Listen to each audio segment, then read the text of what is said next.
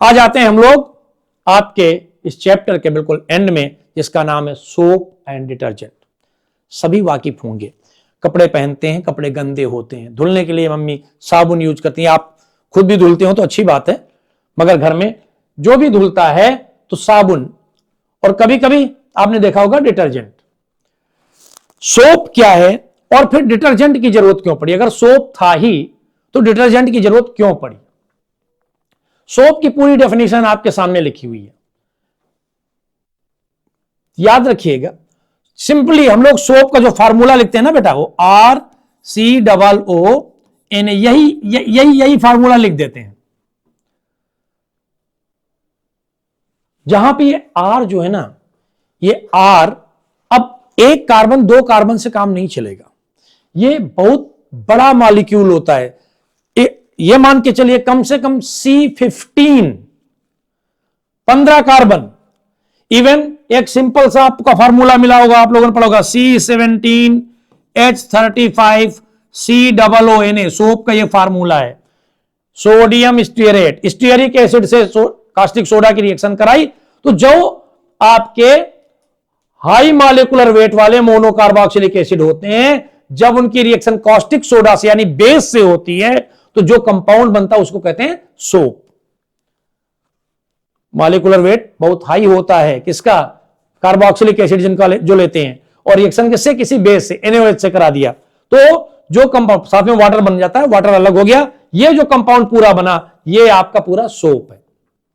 और दो पार्ट इसके हैं, अगर देखें आप इसका आयोनाइजेशन तो ये प्लस में और ये माइनस में। अब होता क्या है इसमें, ये जो आपकी गंदगी है उसको कैसे दूर करता है? तो दो पार्ट होते हैं इसके।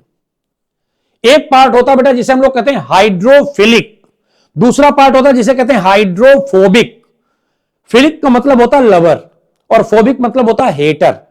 हाइड्रो मतलब होता है वाटर, तो हाइड्रोफिलिक मतलब वाटर लवर, हाइड्रोफोबिक मतलब वाटर हेटर। अभी मैंने आपको बताया कि जितने ऑर्गेनिक कंपाउंड हैं वो वाटर में जनरली डिजॉल्व नहीं होते। अल्कोहल के केस में भी बताया था मैंने, वहां तो हाइड्रोजन बॉन्डिंग हो जाती है, बट वो कोशिश ये करता है कार्बन कि वो वाटर से दूर रहे, तो हाइड्रोफोबिक पार्ट हो गया। दूसरा पार्ट जो कोशिश करता है कि वो वाटर के नजदीक रहे, हाइड्रोफिलिक पार्ट हो गया। और इस तरीके से जब इनमें इंटरेक्शन होता है तो जो एक कंपाउंड बनता है इसे हम लोग बोलते हैं मिसेल। क्या बोलते हैं? मिसेल। याद रखिएगा, पूछ लिया जाता है एक आधे बार, इसलिए मैंने इसके विषय में भी आपको थोड़ा बताया। और इसके बाद अब आपकी बात आती है किसकी? डिटर्जेंट की। बेटा होता क्या है, कई बार सोप के कंपेयर में, जो सोप से हम कोई चीजें करते हैं ना, साफ करते हैं, तो फिर भी कई बार झाग कम बनता है, जो फ्रॉथ होता है वो फ्रॉथ थोड़ा कम निकलता है, क्योंकि जो सोप है वो जो वाटर है उस वाटर के अंदर जो मिनरल्स होते हैं, सॉल्ट होते हैं, उनसे इंटरेक्ट कर लेता है। तो उस वजह से क्लीनिंग एक्शन उतना अच्छा नहीं हो पाता जितना कि होना चाहिए। उसी ड्रॉबैक को ओवरकम करने के लिए, रिड्यूस करने के लिए ये एक नई डिस्कवरी की गई कि इसकी डिटर्जेंट्स की। क्या बताया उन्होंने? Sodium salt of sulphonic acid और ammonium salt with chloride, bromide etcetera, both है लॉन्ग हाइड्रोकार्बन चेन। ये चीज वही है सोप में भी।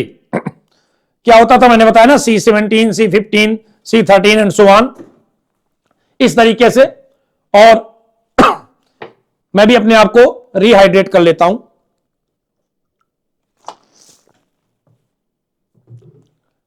तो चलिए रिहाइड्रेशन के बाद फिर से प्रोसेस आगे का, डिहाइड्रेशन। डिहाइड्रेशन की एक रिएक्शन अभी आपको बता दूंगा। ये डिहाइड्रेशन की रिएक्शन जो है बेटा अल्कोहल की है। अल्कोहल की जहां मैंने केमिकल प्रॉपर्टीज बताई, पानी पिया तो अभी याद आ गया, वो बीच में छूट गई आपसे, तो वो रिएक्शन अभी यहां पे आपको इलस्ट्रेट कर दूंगा।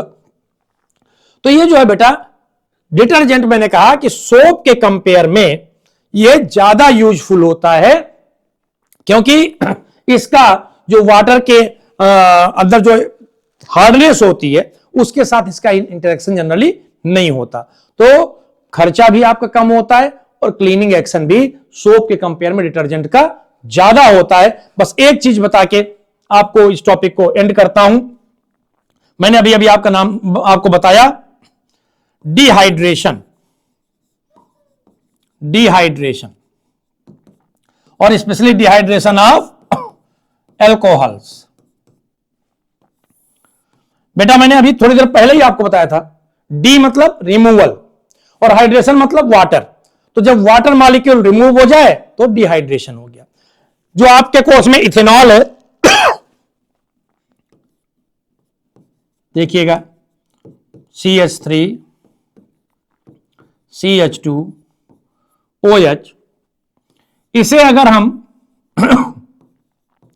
कंसंट्रेट सल्फ्यूरिक एसिड के प्रेजेंस में गर्म कर दे, हीट कर दें, ध्यान रखिएगा डिग्री सेल्सियस में अगर हीट हो तो अप्रॉक्सीमेटली 160 टू 170 डिग्री सेल्सियस इतना रखना पड़ेगा, वरना डिहाइड्रेशन तो होगा मगर जो प्रोडक्ट आपकी बुक में है वो नहीं मिलेगा। इसे कम रखोगे तो 150 से बेलो नहीं रखना है, ध्यान रखिएगा, वरना ईथर ऑब्टेन हो जाएगा।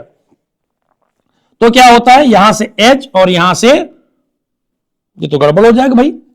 एक काम करिए भाई, डस्टर यूज कर लेते हैं।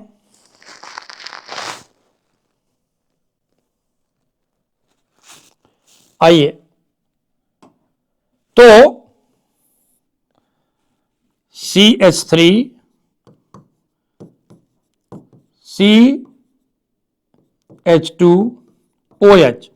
अब होता क्या है बेटा, एक से H हटता है और एक कार्बन से OH हटता है।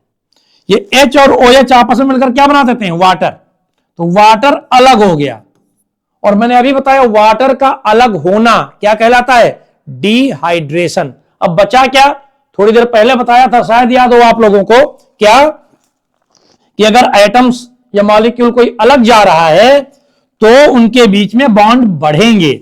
यहां सिंगल बॉन्ड है, क्या बन जाएगा, double bond CH2 double bond CH2। अगर हम केमिस्ट्री के लैंग्वेज में बोले तो ये सिंगल बॉन्ड सिग्मा बॉन्ड होते हैं बेटा। जब दो सिग्मा आपस में मिलते हैं तो उनके बीच में एक पाई बॉन्ड बनता है। पाई बॉन्ड यानी एक सिग्मा और एक पाई यानी डबल बॉन्ड आ गया।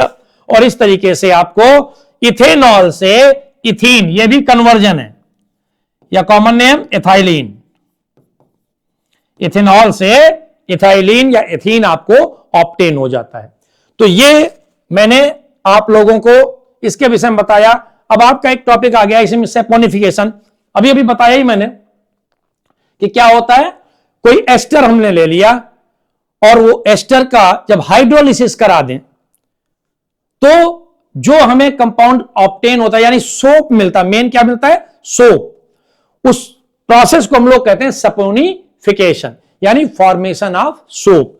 कैसे सोप प्रिपेयर करते हैं, और सिंपली अगर देखें तो मैंने अभी अभी आपको बताया C17H35COOH। इसकी रिएक्शन अगर किसी बेस से करा दिया आपने तो इसका H और इसका OH H2O बना देगा, और C17H35COONA प्लस H2O, ये सोप बन गया। वैसे तो यह तरीका बताया जाता है आप लोगों को, बट कभी कभी हम लोग क्या करते हैं, जो ट्राइग्लिसराइड होते हैं, ग्लिसरॉल जो ट्राइग्लिसराइड है, उनका जब हाइड्रोलिसिस कराते हैं तो ग्लिसरॉल अलग हो जाता है और वहां से भी साथ में आपको सोप ऑब्टेन होता है। तो वो प्रोसेस कहलाता है सपोनिफिकेशन। अब तो बेटा इस तरीके से ऑर्गेनिक केमिस्ट्री का जो 10th लेवल का कोर्स है, ये पूरा कार्बन एंड इट्स कंपाउंड नाम से जो चैप्टर आपका है, इसका पूरा इलस्ट्रेशन, इसका पूरा एक्सप्लेनेशन आपके सामने मैंने दिया। आगे के आपके जो और चैप्टर हैं, एसिड बेस सॉल्ट की हमारी आपकी बात हो ही चुकी है, जो और बचा है उसके भी वीडियो आपको बिल्कुल मिलते रहेंगे। बस हमसे जुड़े रहिए, पढ़ते रहिए, तैयारी करते रहिए, ठंडक को भी बचाए रहिए। All the best for your best future. Thank you.